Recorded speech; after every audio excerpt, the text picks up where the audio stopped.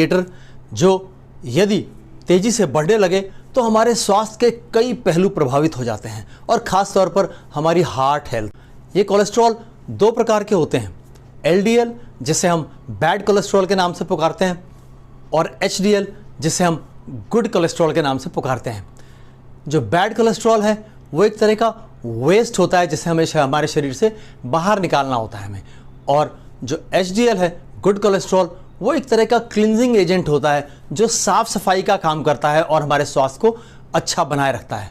दोस्तों, आज इस वीडियो में हम जानेंगे कि वो कौन से 5 ऐसे सुपर फूड्स हैं जो सीधे तौर पर हमारे कोलेस्ट्रॉल लेवल्स को प्रभावित करते हैं, और साथ ही जानेंगे वो सप्लीमेंट्स जो हम इस्तेमाल कर सकते हैं इस काम में मदद लेने के लिए।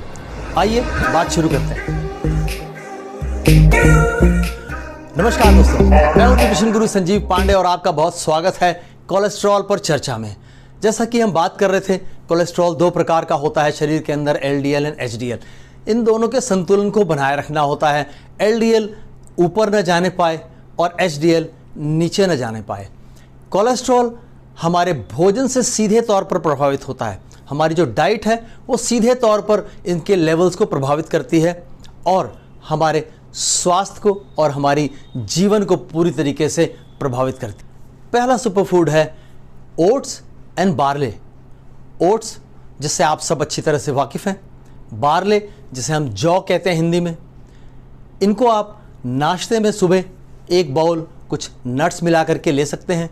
जौ को आप आटे के रूप में उसकी रोटी बना करके भी अपनी डाइट में शामिल कर सकते हैं। दोनों बहुत ही अच्छा फाइबर कैरी करते हैं जिसे बीटा ग्लूकेन कहते हैं।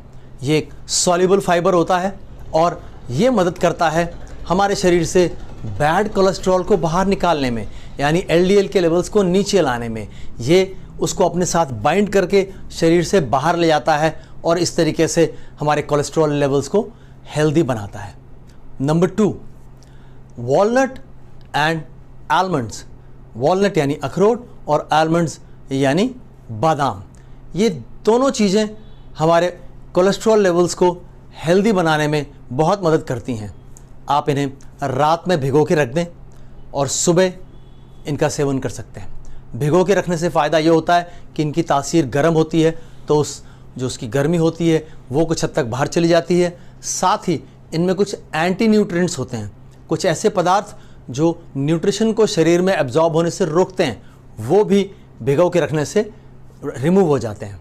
तो इस तरीके से आप रात में भिगो के रख दें और सुबह इनका सेवन करें। अखरोट